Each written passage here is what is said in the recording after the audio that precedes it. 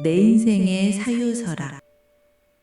철학의 향기 5-2화 자유의지와 결정론. 내 삶의 선택은 정말 내 것일까? 안녕하세요. 여러분의 하루는 어떤가요? 아침에 눈을 떠서 침대에서 일어날지 말지 고민하고 어떤 옷을 입을지, 점심 메뉴는 뭘 먹을지 끊임없이 선택하며 살아가고 있죠. 우리는 매 순간 내 의지대로 선택하고 결정한다고 믿습니다. 하지만 과연 그럴까요? 오늘 우리는 아주 흥미롭고 때로는 고개를 갸웃거리게 하는 철학적 질문을 던져볼까 합니다. 바로 자유의지와 결정론이라는 개념인데요. 어렵게 들리지만 사실 우리 생활과 밀접하게 연결된 이야기랍니다. 자, 이제 일상의 한 순간을 상상해 보세요. 피곤한 아침, 침대에서 겨우 몸을 일으켜 부엌으로 향합니다. 오늘은 뭘 마시지? 상큼한 아메리카노? 아니면 달콤한 라떼? 이 사소한 선택조차도 철학자들에게는 깊은 논쟁거리가 됩니다. 직장인 수진 씨의 모닝커피 선택을 예로 들어보죠. 피곤해 죽겠네. 어제 밤새 야근했더니 온몸이 쑤셔. 오늘은 무조건 달달한 바닐라 라떼로 당 충전하고 정신 차려야지. 그래, 역시 이 맛이지. 수진 씨는 피곤해서 바닐라 라떼를 선택했다고 말합니다. 그녀는 분명 자유롭게 바닐라 라떼를 선택했다고 믿을 거예요. 하지만 정말 그럴까요? 수진 씨의 피로, 어젯밤 밤샘 야근이라는 상황, 그리고 바닐라 라떼에 대한 그녀의 과거 경험에 맛있었던 기억이 이미 그녀의 선택을 결정해 놓은 건 아닐까요? 철학자 A씨의 견해를 들어보겠습니다. 우리는 스스로 자유롭다고 강하게 믿지만 사실 우리의 모든 행동은 그 이전에 발생한 수많은 원인들에 의해 필연적으로 결정됩니다. 수진 씨의 육체적 피로, 뇌의 당분 요구, 그리고 바닐라 라떼의 맛에 대한 긍정적인 기억까지 이 모든 요소들이 결합하여 그녀가 바닐라 라떼를 선택할 수밖에 없도록 만들었다고 볼 수 있습니다. 네, 이게 바로 결정론의 입장입니다. 결정론은 세상의 모든 사건, 심지어 우리의 생각과 행동까지도 이미 정해진 원인에 의해 일어난다고 봅니다. 마치 거대한 도미노 게임처럼 하나의 도미노가 쓰러지면 다음 도미노가 필연적으로 쓰러지듯이 모든 사건은 그 이전의 사건에 의해 정해진다는 거죠. 유전적인 요인, 성장 환경, 사회적 배경, 심지어 그날의 날씨까지도 우리의 선택에 영향을 미쳐 결국 특정한 결과로 이어진다는 주장입니다. 만약 결정론이 맞다면 우리는 사실 선택하는 것이 아니라 이미 정해진 길을 가는 것에 불과할지도 모릅니다. 좀 섬뜩하게 들리나요? 하지만 우리 삶은 늘 이렇게 예측 가능한 패턴으로만 흘러갈까요? 갑자기 나타나는 돌발 상황에서는 어떨까요?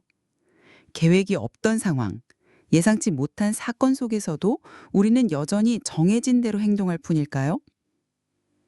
대학생 준호 씨의 행위를 예로 들어보죠. 야, 오늘 저녁에 치맥 각이지?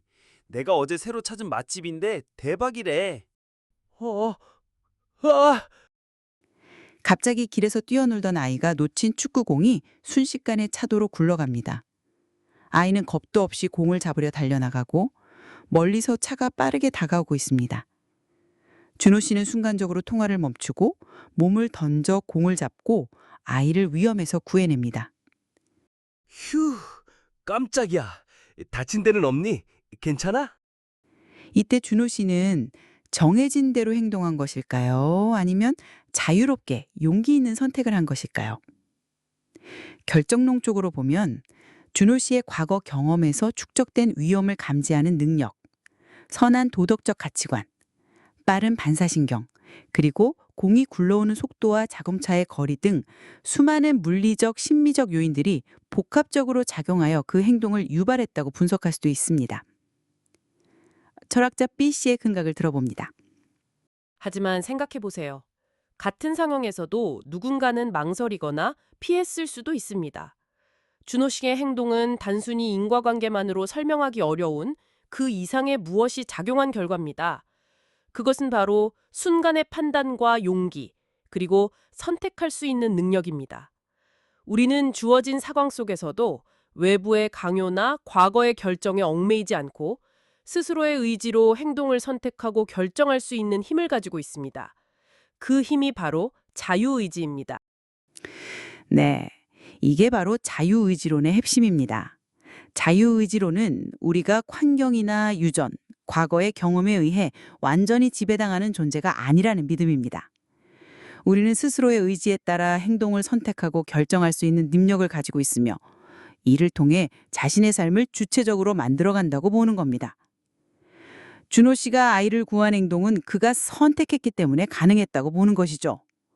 설령 그 선택이 자신에게 위험을 초래할지라도 말입니다. 자, 어떠신가요?